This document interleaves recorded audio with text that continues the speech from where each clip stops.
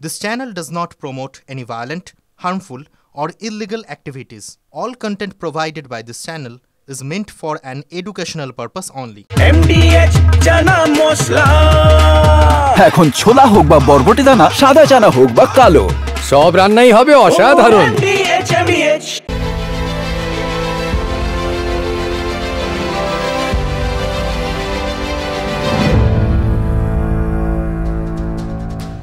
ঠোটকাটা আপনাদের এখন ঠোটকাটা স্পেশালে স্বাগত জানাচ্ছে। প্রত্যেক দিনের মতো প্রথমেই বিগ বলে বড় পর্দায় দেখাবো টপ 10 ব্রেকিং। অবশ্যই যুদ্ধ নিয়ে দলেই বিরোধিতার মুখে ট্রাম্প, মানে রিপাবলিকান পার্টির মধ্যেই বিরোধিতার মুখে, বাধার মুখে ট্রাম্প সমালোচিত হচ্ছেন তিনি। কেন? 2 নম্বরে দেখাচ্ছি আপনাদের অবস্থান বদলে যুদ্ধে জড়ানোর ইঙ্গিত। মানে তিনি একটা যুদ্ধে জড়িয়ে পড়ি ভাব করছেন, বলছেন might be, might not be, may be, may not be, এসব বলছেন। তখন তার পার্টিরই লোকজন এক শ্রেণীর তারা মনে করছেন যে তিনি তার আগের অবস্থান পাল্টে ফেলেছেন, কারণ ভোটের সময় তিনি বলেছিলেন বেকার ফালতু বাইরে অন্য দেশের ব্যাপারে নাক গলিয়ে যুদ্ধ করে কোনো লাভ নেই, তাতে আমেরিকার ক্ষতি হয়। 3 নম্বর ব্রেক, সরাসরি ইরানের পাশে পুতিন। কেন বলছি কথা দেখাবো আপনাদের পরবর্তী ব্রেকিংয়ে। 4 নম্বর ব্রেকিং, তেহরানের সঙ্গে পরমাণু কর্মসূচি চলবে বলে দিয়েছেন, পরিষ্কার বলে দিয়েছেন ভ্লাদিমির পুতিন।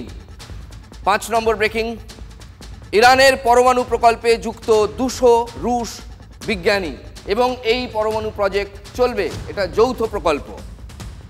6 নম্বর, প্রয়োজনে ইরানকে সামরিক সাহায্য, ইঙ্গিত পুতিনের। বিরাট বড় ইনফরমেশন। এই জন্যই বলছিলাম দেখুন বিগ প্লেয়াররা নেমে পড়তে পারে, যদি এটা হয় তাহলে ওটাও হতে পারে, যদি আমেরিকা ইন হয় তাহলে তারাও ঢুকে পড়তে পারে। প্রয়োজনে ইরানকে সামরিক সাহায্য, ইঙ্গিত পুতিনের। 7 নম্বর ব্রেকিং কি আছে দেখাবো, ইসরায়েলের উপর সর্বশক্তি দিয়ে ঝাঁপিয়ে পড়েছে ইরান কিন্তু লড়ে যাচ্ছে। 8 নম্বর, ইরানের হামলায় তেল আভিভে ব্যাপক ক্ষয়ক্ষতি এবং বহু জায়গায় আয়রন ডোম কাজে আসেনি, সেটা এবার বোঝা গেল। 9 নম্বর, পাল্টা তেহরানে পরপর মিসাইল হামলা ইসরায়েলের। 10 নম্বর ব্রেকিং কি আছে বিগ বলে, 10 নম্বর ব্রেকিং, তেহরানের আকাশ আমাদের নিয়ন্ত্রণে, যদিও দাবি করেছেন বেঞ্জামিন নেতানিয়াহু, ইসরায়েলের প্রধানমন্ত্রী। আপনাদের দেখালাম টপ 10 ব্রেকিং।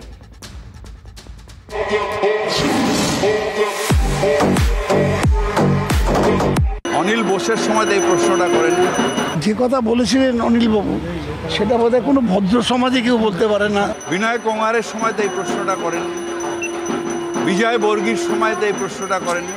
শুধু তৃণমূল কংগ্রেস করলে দোষ। শাস্তি তো হয়েছে। একটা লোককে, একটা রাজনৈতিক নেতা, সে একেবারে একটা জেলার দণ্ডমুণ্ডের কর্তা, তাকে পাঠিয়ে দেওয়া হয়েছিল যে 4 ঘন্টার মধ্যে সে গিয়ে পুলিশের কাছে ক্ষমা চাইবে, বাধ্য করা হয়েছিল তাকে। এর থেকে আর কি আছে? তাকে ওয়ার্নিং দেওয়া হয়েছে, লাস্ট ওয়ার্নিং দিয়ে দেওয়া হয়েছে, যথেষ্ট তাকে শাস্তি দেওয়া হয়েছে। এবং মমতা বন্দ্যোপাধ্যায় এরকম ক্ষেত্রে খুব একটা কম্প্রোমাইজ করছেন না কারোর সঙ্গে। 2 প্রবীণ মন্ত্রী, মানে ফিরহাদ হাকিম এবং তার থেকেও প্রবীণ শোভনদেব চট্টোপাধ্যায় কেষ্টমণ্ডল প্রসঙ্গে যা বলার আপনাদের শোনালাম, তারা বলেই দিয়েছেন। আচ্ছা বলুন তো, এরপর জাতীয় মহিলা কমিশনকে বা যে কোনো কমিশনকে বীরভূম পুলিশ কি উত্তর দেবে, সেটা বুঝতে কি বিশেষ বুদ্ধি লাগে না? দেখুন কি প্রশ্ন এসেছিল আর কি উত্তর দেওয়া হয়েছে। পিসিআরকে বলবো একে একে চালাতে। জাতীয় মহিলা কমিশনের প্রশ্ন ছিল বীরভূম পুলিশের কাছে, কেন অনুব্রত মণ্ডলের মোবাইল ফোন এখনো সিজ করা হয়নি? উত্তরটা দেখুন বীরভূম পুলিশ কি উত্তর দিয়েছে। ভবিষ্যতে করা হতে পারে, বীরভূম পুলিশের এটা জবাব। ইন্টারেস্টিং না? তারপরে প্লেট দেখাবো আপনাদের। জাতীয় মহিলা কমিশনের প্রশ্ন, কেন এখনো গ্রেফতার করা হয়নি অনুব্রতকে? এই উত্তরটা দেখুন, এরপর আরো ইন্টারেস্টিং উত্তরটা দেখুন। অনুব্রত তদন্তে সহযোগিতা করছেন, এটা বীরভূম পুলিশের জবাব। কার্যকারণ সম্পর্ক মন্ত্রীরা বলছেন, পুলিশ কি বলবে? তারপর নেক্সট, জাতীয় মহিলা কমিশনের প্রশ্ন, এফআইআর কেন ওয়েবসাইটে আপলোড করা হয়নি? খুব সম্ভবত, আমি যতদূর জানি 24 ঘন্টার মধ্যে এফআইআর আপলোড করতে হয়, আপলোড করা হয়নি কেন? প্রশ্ন কি উত্তর দেওয়া হয়েছে? বীরভূম পুলিশের উত্তর, হেসে মরে যাবেন এটা শুনলে, এফআইআরে অত্যন্ত সংবেদনশীল বিষয় আছে, প্রকাশ্যে এলে সমাজে প্রভাব পড়তে পারে, তাই এফআইআর জনসমক্ষে আনা হয়নি। আরে মশাই, যা উনি বলেছিলেন, যা বারবার গোটা দুনিয়া শুনিয়েছে, সংবাদ মাধ্যমে যা শোনা গেছে, যা ভাইরাল হয়েছিল, তার থেকে বেশি সংবেদনশীল আর কি হয়? এ তো শুনিনি, এর থেকে বেশি সংবেদনশীল কিছু হতে পারে। Next play. তারপর জাতীয় মহিলা কমিশনের প্রশ্ন, তদন্ত কতটা এগিয়েছে? কি উত্তর এসছে দেখুন। বীরভূম পুলিশের জবাব, তদন্ত চলছে। আপনাদের দেখালাম জাতীয় মহিলা কমিশন বীরভূম পুলিশের কাছে কি কি জানতে চেয়েছিল, বীরভূম পুলিশ কি কি জবাব দিয়েছে। ওরা মমতা লিখে দিয়েছে, এসপি তার উত্তর দিয়েছে। ওই ড্রাফটিংটা মমতার নিজে। পুলিশের এখন নতুন নাম অনুব্রত বন্ধু, তাদেরকে আপনারা অনুব্রতর ভাষায় কথা বলবেন, অনুব্রতর বন্ধুরা আপনার কোনো ক্ষতি করবে না। কেন্দ্রের মহিলা কমিশন যে হঠাৎ জেগে উঠছেন, এদের কাছে প্রথম প্রশ্ন, শুভেন্দু অধিকারী যখন জঙ্গল কন্যা মাননীয় মন্ত্রী বীরবাহ হাঁসদাকে আমার জুতার নিচে থাকে বলে অপমান করলো, তখন এই কেন্দ্রের মহিলা কমিশন তারা ছিলেন কোথায়?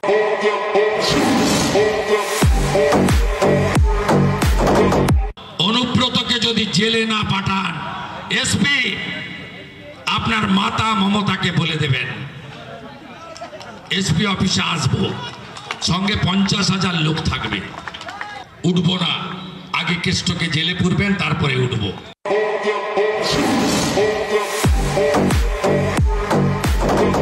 অনুব্রত আসলে কোনো নাম নয়, একটা অসুখের নাম, যে অসুখে গভীরভাবে আক্রান্ত রাজ্যের শাসক দল তৃণমূল কংগ্রেস। ক্রমশই অনুব্রত মণ্ডলের সেই বাক্য বোমায় বিখ্যাত হয়ে ওঠার প্রবণতা দেখা যাচ্ছে তৃণমূল কংগ্রেসের বিভিন্ন ছোট বড় মাঝারি সব নেতার মধ্যে। অনুব্রত মণ্ডলকে হুঁশিয়ারি দিয়েছে তৃণমূল নেতৃত্ব, কিন্তু অনুব্রত নামের যে অসুখ তা আটকাবার দাওয়াই এখনো পর্যন্ত কিন্তু প্রয়োগ করে উঠতে পারেনি শাসক দল তৃণমূল কংগ্রেস। এবার কুকথার বন্যায় এগিয়ে রইলেন কলকাতার কালীঘাটের এক নেতা কুমার সাহা। ম্যানেজমেন্টের মাইতি এবং মন্ডল যারা শুভেন্দু অধিকারীর কথায় চলে, যে সরকারের কাজ করে না, শুভেন্দু অধিকারীর কথা শোনে, তাদেরকে 22 তারিখের পর টেনে হিসেবে আমি চিনি কুমারকে, কুমার তো আমাদের পুরনো ছেলে, ও আমি চিনি। এখন আমাদের থেকে তো কোনো অ্যাপয়েন্টমেন্ট চাইনি, যদি চাইতো আমি থাকতাম, কথা বলতাম। ইনি হচ্ছে কালীঘাটের অনুপ্রেরণায় কুমার সাহা, এ নতুন ক্যারেক্টার যুক্ত হলো। এটা তো ওয়েব সিরিজের মতন চলছে। গোটা বিষয়টা জানি না, আমি নিশ্চিতভাবে খোঁজ নেব। তবে যখন যে নেতৃত্ব কোথাও বক্তৃতা করছেন, তারা যদি একটু ভাষা সংবরণ করে কথা বলেন, তাহলে আমাদের মুখপাত্রদের একটু সুবিধা হয়। আমি কোনো নেতা নয়, আমি কোনো পদাধিকারী নয়, আমি একটা সামান্য কর্মী সমর্থক, আমার এটা বক্তব্য। ভাবুন, তৃণমূলের মুখপাত্র বলছেন নেতারা যদি একটু ভাষা পরিমার্জিতভাবে কথা বলেন, আমাদের মুখপাত্রদের সুবিধে হয়। তার কারণ রোজই তাদের দিকে সাংবাদিকদের এই প্রশ্নের মিসাইল যায়, ওই তো আপনার নেতা এরকম ভাষা ব্যবহার করছেন। আর দেখবেন আরেকটা ব্যাপার, এই ধরনের নেতা যখন এই গরম গরম গা গরম করা কথা বলেন, আশপাশে না কতগুলো ভাঁড় দাঁড়িয়ে থাকে, এরা রিয়েলি ভাঁড়, কোনো কাজে আসে না, হো করে সবাই মিলে হাততালি দিতে শুরু করে দেয়। এই যে কেন ওর মধ্যে হাততালি দেওয়ার কি আছে, কোন জোশ পায় ওরাই জানে, এবং বাঁশের চেয়ে কঞ্চি দর। যাই হোক, নেতাদের মুখে একেবারে জঘন্য কথার বন্যা রোদ শোনাই আপনাদের। আর বর্ষা আসতে না আসতেই বাংলায় সত্যি বন্যার ধাক্কা। রাতেই জল ছাড়তে শুরু করে দিয়েছে ডিবিসি, তবে মাত্র 35,000 কিউসেক। তাতেই পূর্ব বর্ধমানের গলসিতে ডুবে গিয়েছে দামোদর থেকে বালি তুলতে আসা একাধিক লরি। আজকে ঘটনাটা ঘটেছে হচ্ছে দামোদরের জল ছাড়ার ফলে আপনার হচ্ছে প্রায় বালিখাদেতে প্রায় 10 থেকে 15টা গাড়ি আপনার জলে ডুবে আছে। এগুলো সব বালি বোঝাই করতে এসেছিল। তার ফলে এটা গলসি থানার গোহগ্রাম পঞ্চায়েতের সোঁদা গ্রাম। উঠে দেখি কোন থেকে উঠে দেখি পানি আসছে। আচ্ছা, গাড়িটা একটা সামনে গাড়ি ফেসে গেল। আচ্ছা, সামনে গাড়িটা ফাঁসা যাওয়ার জন্য এই গাড়িগুলো আর বেরোতে পারে নাই। ঘাট মালিক পক্ষরা কেউ আসেনি, তারা তাদের জিসিপি রাতে হয়তো কিছুটা সরিয়ে নিয়েছে, কিন্তু বালির যে লরিগুলো সেই লরিগুলো প্রায় সবই ডুবে আছে। এখানে ডিবিসির ছাড়া জলে বালি তুলতে যাওয়া লরি ডুবে গেছে। মুখ্যমন্ত্রী যদি শোনেন, আমাদের ধারণা তিনি নিঘাত ডিভিসির মুন্ডপাত করবেন। ডিভিসির সাথে আমরা ফার্দার কোনো সম্পর্ক রাখবো কিনা আমাদের সন্দেহ আছে। Why Bengal will be man-made flooded because of central government irresponsible activities? বৃষ্টির জন্যই বন্যা হয়নি। This is not for rain. আমি সব সম্পর্ক কাট আপ করে দেবো। বেশ, এবার বিগ বলের দিকে তাকান। দেখলেন তো আগের ছবি, বর্ধমানের ছবি দেখালাম, এবার বিগ বলের দিকে তাকান। এটা হচ্ছে বাঁকুড়ার ছবি। বাঁকুড়ার জয়পুর থানার বেলেখালি এলাকায় দ্বারকেশ্বরে আটকে বালি বোঝাই একাধিক লরি। এই দেখুন কি অবস্থা লরিগুলো, জলস্তর কোথায় গেছে দেখুন। এই দেখুন একের পর এক সারি সারি, একটা দুটো নয়, এবং এগুলো হেভিলি লোডেড বালি বোঝাই একাধিক লরি। অন্য দিনের মতো আজ সকালেও এরা বালি তুলতে গিয়েছিল এবং সেই লরিগুলো তখন হঠাৎ জল বেড়ে যায় এবং প্রায় আধা ডুবো অবস্থায়। দ্বারকেশ্বরের জল বাড়তে থাকায় তখন ড্রাইভাররা তড়িঘড়ি সেগুলো তোলার চেষ্টা করে। ড্রাইভার খালাসি কিন্তু ফেঁসে গিয়েছে লরিগুলো। এটা তো একে হচ্ছে বর্ষাকাল, বৃষ্টি হচ্ছে, তার সঙ্গে ডিভিসির জল ছাড়া যদি কোথাও ভারী বর্ষণ হয় বা লাগাতার বর্ষণ হয়, তার সঙ্গে যদি একেবারে অপ্রত্যাশিতভাবে দুম করে বেশি জল ছেড়ে দেয়, তো সেই জায়গাটাতে তো নিশ্চিতভাবে মানুষ সমস্যায় পড়বেন। এটা তো আমরা বারবার ধরে বলে আসছি। এবার দেখুন মানুষের না এরকম সবাই নন, অনেক মানুষের আছে ডান হাত, বাঁ হাত, আর একটা হচ্ছে অজুহাত। এবার যখন ডান হাত আর বাঁ হাত কাজ করে না, তখন লোকে 3 নম্বর হাত মানে অজুহাতটা টেনে আনেন। মুখপাত্রের কথা শুনে ঠিক সেটাই মনে হচ্ছে। একবার আমাদের বিগ বলের দিকে তাকান। বাঁকুড়ার এই জায়গায় ডিভিসির জল পৌঁছয় না, এটা বিজ্ঞানসম্মতভাবে সত্য, এটা সায়েন্টিফিক ট্রুথ, তবু সেখানে ডিভিসির দোষ।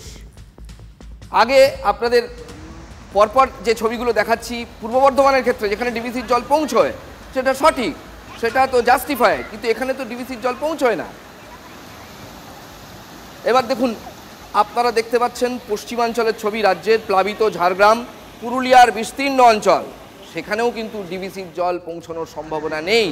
স্পেসিফিক্যালি বলি, চিল্কিগড়ে ডুলুং নদীর ওপর থাকা কসওয়ের ওপর দিয়ে হু হু করে জল বইছে, ফলে জামবনি ব্লকের সঙ্গে জেলা শহর ঝাড়গ্রামের যোগাযোগ সম্পূর্ণ বিচ্ছিন্ন। পুরুলিয়ার বড়াবাজার মানবাজার রোডের বাল্লার ঘাটে ভাষা ব্রিজের ওপর দিয়ে বইছে নেংসাই নদীর জল। সাইকেল নিয়ে যাওয়ার সময় সেই জলের তোড়ে ভেসে গিয়েছেন বছর 65-র আনন্দ মুর্মু। এখানেও ডিভিসির জল কিন্তু পৌঁছয় না, তবু তৃণমূলের টার্গেট সেই ডিভিসি। একে হচ্ছে বর্ষাকাল, বৃষ্টি হচ্ছে, তার সঙ্গে ডিভিসির জল ছাড়া, তো সেই জায়গাটাতে তো নিশ্চিতভাবে মানুষ সমস্যায় পড়বেন। এটা তো আমরা বারবার ধরে বলে আসছি। গত 24 ঘন্টায় বাঁকুড়া জেলায় মোট বৃষ্টি হয়েছে 140 মিলিমিটারের বেশি। আর একটানা এই প্রবল বর্ষণে ইতিমধ্যেই দেখা যাচ্ছে যে বাঁকুড়ার মানকানালি সেতু, গন্ধেশ্বরী নদীর ওপর থাকা মানকানালি সেতু, সেই সেতু কার্যত জলের তলায় চলে গেছে। দেখাই যাচ্ছে যে সেতুর উপর দিয়ে কোথাও 5 ফুটে, কোথাও 4 ফুট উচ্চতা দিয়ে জল বয়ে যাচ্ছে এবং বিপজ্জনকভাবে এই বয়ে যাওয়া জল বয়ে যেতে থাকায় যোগাযোগ পুরোপুরি বিচ্ছিন্ন হয়ে গেছে। যোগাযোগ বিচ্ছিন্ন, 50-60টা গ্রামে পুরো যোগাযোগ বিচ্ছিন্ন। স্থানীয় বাসিন্দাদের যেটা দাবি যে প্রতি বছর বর্ষা এলেই এই সেতু কার্যত জলের তলায় চলে যায় এবং তার ফলে বেশ কিছুদিন ধরে যাতায়াত বন্ধ থাকে। বারংবার তারা প্রশাসনের দ্বারস্থ হয়েছেন, প্রশাসন সমস্ত জেনেও কার্যত নির্বিকার। সাধারণ মানুষ, এই এলাকার মানুষ, তারা যেটা চাইছেন এই এলাকায় উঁচু সেতু তৈরি করা হোক। সেই সেতু কবে তৈরি হবে আপাতত সেই দিকেই তাকিয়ে এই বিস্তীর্ণ এলাকার মানুষ। আর প্রতি বছর হচ্ছে, ভিডিও হচ্ছে, দেখছে, প্রশাসনও দেখছে ভিডিওটা, কিন্তু কাজের কাজ কিছু হয়নি।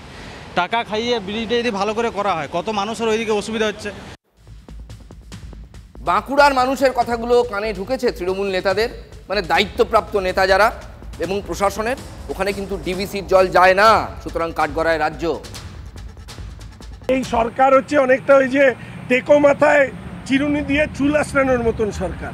ফলে স্বাভাবিকভাবে এই ধরনের অভিযোগ করাই যে সরকারের একমাত্র কাজ। তারা অভিযোগ করবে এবং সেই অভিযোগের সারবত্তা থাকবে না, এটাই স্বাভাবিক। এবার শিলাবতী নদীর ছবি আপনাদের বিগ বলে দেখাচ্ছি। দেখুন শিলাবতী এখন ফুসছে সবার চোখের সামনে, বিলকুল শুকনো শিলাবতী একেবারে ভয়াল রূপ ধারণ করেছে। দেখেছেন কিরকম জলের স্পিড। সকালবেলা নদীতে কোনো বৃষ্টির পানি থাকেনি, মুহূর্তের মধ্যে ঘন্টার পর ঘন্টা ডিগমাজির মতন জল বাড়তে বাড়তে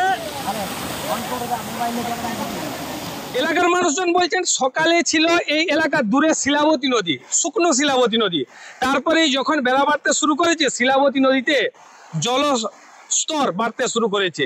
ইতিমধ্যে শিলাবতী নদী ভর্তি হয়ে জল উপচে এই সমস্ত এলাকার বিঘের পর বিঘে কৃষি জমি জলের তলায়। আমাদের সব প্লাবিত হয়ে গেছে। বন্যাতে আমাদের প্রত্যেকটা লোকের বাদাম একরের পর একর জমি উদ্ধার করা ছিল, তিল লাগিয়ে দেওয়া ছিল, প্রত্যেকটাকেই ভাসিলে পালিয়ে গেছে। ওইখানে 15-20 কাঠা জমির একটা লোকের বাদাম ভাসিলে পালিয়ে গেছে, এদের বস্তার পর বস্তা ভাসিলে পালিয়ে গেছে। কৃষকেরা বলছেন যদি বৃষ্টি আরো হয় উপরের দিকে অর্থাৎ বাঁকুড়া সহ বিভিন্ন এলাকায়, তাহলে কিন্তু জল আরো বাড়বে।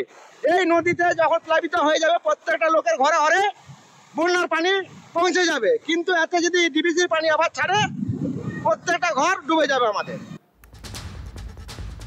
গ্রামের মানুষ কিন্তু জানেন তাদের দুর্ভোগের জন্য এই যে দুর্ভোগগুলো দেখাচ্ছি, এইগুলো স্পেসিফিক্যালি বলছি এই পশ্চিমাঞ্চল পুরুলিয়া বাঁকুড়া, সেখানে কিন্তু ডিভিসি দায়ী নয়, কারণ ডিভিসি মাত্র 35,000 কিউসেক জল ছেড়েছে। কুণাল বাবুরা কিন্তু ডিভিসির দিকেই আঙুল তুলে বসে আছেন। গত দুদিনের বৃষ্টি আর দুদিনের বৃষ্টিতেই পশ্চিম মেদিনীপুর জেলার গড়বেতা 1 নম্বর ও 2 নম্বর ব্লক সহ বিভিন্ন ব্লকের কিন্তু অবস্থা কিন্তু সঙ্গীন। আমি যে ছবিটা আমার সহকর্মীকে দেখাতে বলবো, এটা ছিল একটা মেন রাস্তা সড়ক, সেই সড়কের উপর দিয়ে কিন্তু এখন জল বইছে। ইতিমধ্যে রাস্তা ভেঙে গেছে, তার ফলে যান চলাচল সম্পূর্ণভাবে বিপর্যস্ত হয়ে পড়েছে। পাশাপাশি বেশ কয়েকটি গ্রাম, স্থানীয় সূত্রে জানা যাচ্ছে প্রায় 13টি অঞ্চল, যদিও প্রশাসনিক সূত্রে বলছেন যে প্রায় মাত্র 5টি এলাকা কিন্তু জলমগ্ন। এইখানের এই অবস্থা 1978 সালেও এইরকম আমরা দেখিনি। বন্যা তো হয় না এই এলাকায়, না 1978-এ খুব বড় বন্যা হয়েছিল, তারপরে আরেকবার হয়েছিল, তারপরে আর বন্যা হয়নি। এখন যেটা হয়েছে এটা খুব মারাত্মক জলে অবস্থা, কিন্তু এখনো 3 মাস বাকি আছে জল বৃষ্টির। ভয় কাজ করছে না? ভয় তো কাজ আছে সবাইকার। গড়বেতায় যে মার্কেট, আর মার্কেটে একটা গাড়িও আর 10 দিন বাদে লোড হতে পারবে না।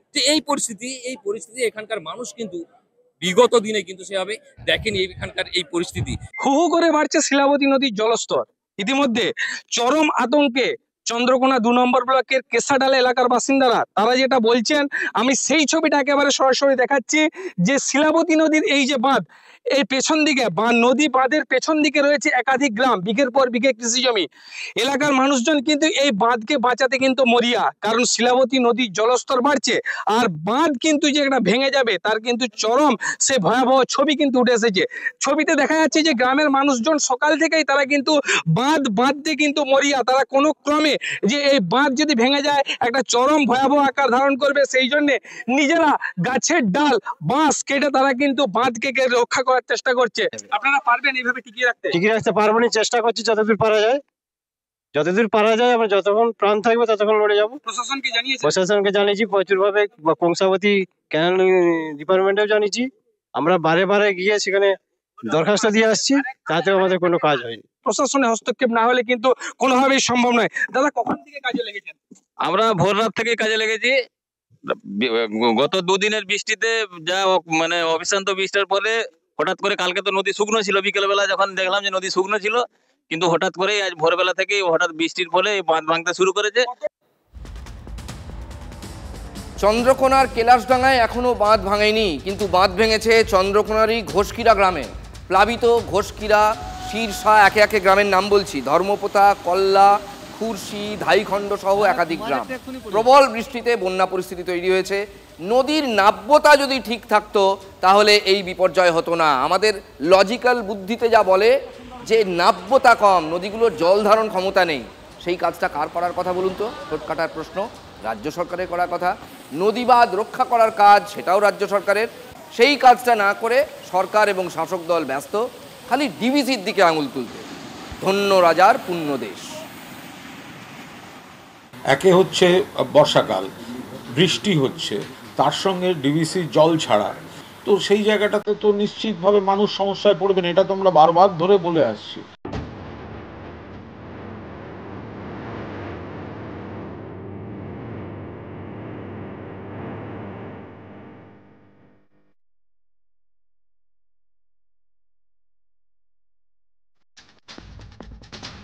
আমরা মাঝে মাঝে মজা করেও বলি, রাস্তাঘাটেও অনেক সময় শুনি এরকম, যে পশ্চিমবঙ্গে যা শ্রী দিয়ে প্রজেক্ট আছে ভূভারতে কোথাও নেই। এই শ্রী ওই শ্রী, ঠিক আছে, অনেকগুলো অত্যন্ত সামাজিক সুরক্ষা প্রকল্প, অত্যন্ত ভালো প্রকল্প, সেটা নিয়েও কোনো বিতর্ক নেই, থাকার উচিত নয়। কিন্তু প্রশ্ন হচ্ছে কোনো কোনো জায়গায় শ্রীহীন শিক্ষা ব্যবস্থা, এটা গুলিয়ে ফেলবেন যদি এত রকমের শ্রী আমাদের এখানে প্রজেক্ট আছে হিসেব করতে বসেন। কিন্তু স্কুলগুলো শ্রী হারাচ্ছে। স্কুলের শ্রী হচ্ছে পড়ুয়াতে, পড়ুয়া না থাকলে স্কুলের কোনো শ্রী নেই, বাইরের রং দেয়াল দিয়ে তো কিছু হবে না।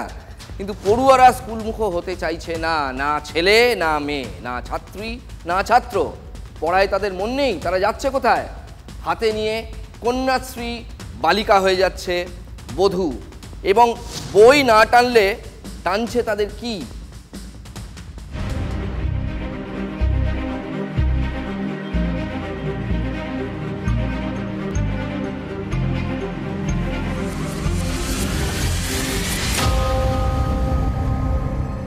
ছবি নিজেই অনেক কথা বলে।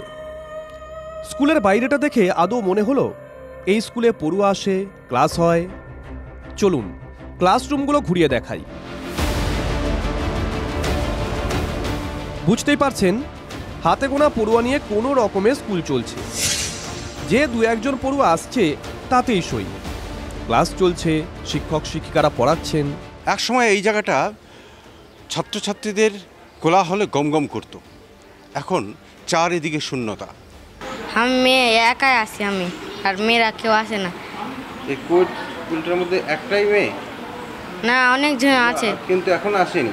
না, আমাদের ক্লাসে কিনা আমরা দুজনই আছি, আর কেউ আসে না। 5 হোক, 6 হোক, 7 হোক, বিভিন্ন ক্লাস ঘরেই কিন্তু সেই একই অবস্থা। স্টুডেন্ট খুব ভালো ছিল, 265 জন স্টুডেন্ট ছিল, মাধ্যমিকের রেজাল্ট ভালো হতো, সব হতো। আর এখন কি অবস্থা? এখন অতি খারাপ হয়ে গেছে, অতি খারাপ। ঝঞ্ঝাকুমার স্কুলটাই কিন্তু ক্রমশ ধ্বংসের দিকে এগোচ্ছে। পুরো ধ্বংস করা হয়েছে স্কুলটাকে। মানে স্কুলটা ধ্বংস হয়ে গেছে এই 4 বছরে স্কুলটাকে ধ্বংস করা হলো। একটা তৈরি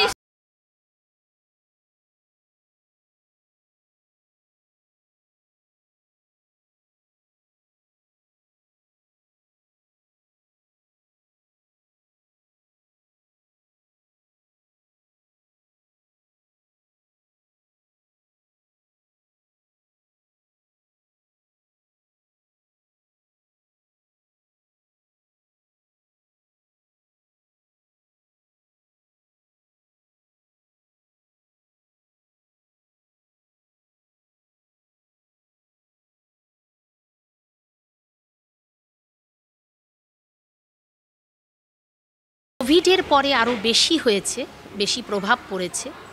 এলাকার আর্থ সামাজিক যে পরিস্থিতি সেটা অনেকাংশে দায়ী। এখানকার মা বাবারা বাড়িতে থাকেন, বুঝলেন, ফলে ওরা স্কুল যাবে পাঠাবে এরকম তাগিদ কারণ নেই বাড়িতে। বাবা মায়েরা, স্পেশালি মায়েরা হয়তো চাইছেন যে বাচ্চাটা আমার কিছু শিখুক, একটু এগোক, কিন্তু সেই বাচ্চাটা যখন বাড়িতে গিয়ে সে যখন খারাপ লাগে বলতে, মানে সেই বাচ্চাটা যখন একটু খাবারের জন্য তার চিন্তা হয়ে যাচ্ছে যে খাবারটা কোথা থেকে পাবো আমি, দুপুরে তো মিড ডে মিল না হয় হলো, তা বাদেও তো একটা বাচ্চার, আমরা জানি গ্রোয়িং চাইল্ড, তাদের তো খিদে আরও বেশি। আমরা বাড়িতে গিয়ে কাউন্সেলিং করেছি, শিক্ষক নিয়ে গিয়ে আমি নিজে গেছি, তোমাদের কি বক্তব্য কেন আসছো না? ওরা মা বা বাবা তার বক্তব্য যখন দিচ্ছে তাদের কোনো বলছে যে স্কুলে যাচ্ছে, আমি কেন যেতে চাইছি না, কারণ আমাদের কোনো ফলস বলুন, আমরা শুধরে নেবো নিজেদেরকে, ওদের একটা অনীহা। যদিও সরকার থেকে আমাদের শিক্ষা ব্যবস্থার সব রকম উপকরণ তারা যোগান দিচ্ছেন, কিন্তু তা বাদেও যেটা দরকার সেটা জোগাতে গিয়ে তারা বিভিন্ন কাজের সঙ্গে যুক্ত হয়ে যাচ্ছে। গ্যারেজে কাজ করছে, কেউ মোবাইলের কাজ শিখে দিল্লি চলে গেছে। আমাদের সুরাজ, আমার মনে আছে ওই ছেলেটার নাম, হয়তো ওই কাজে হয়তো মাসে 10,000 টাকা পাচ্ছে। হ্যাঁ, ওটাই তার কাছে দামি, তার কাছে অর্থটা সবসময় বেশি মূল্যবান হয়ে দাঁড়াচ্ছে।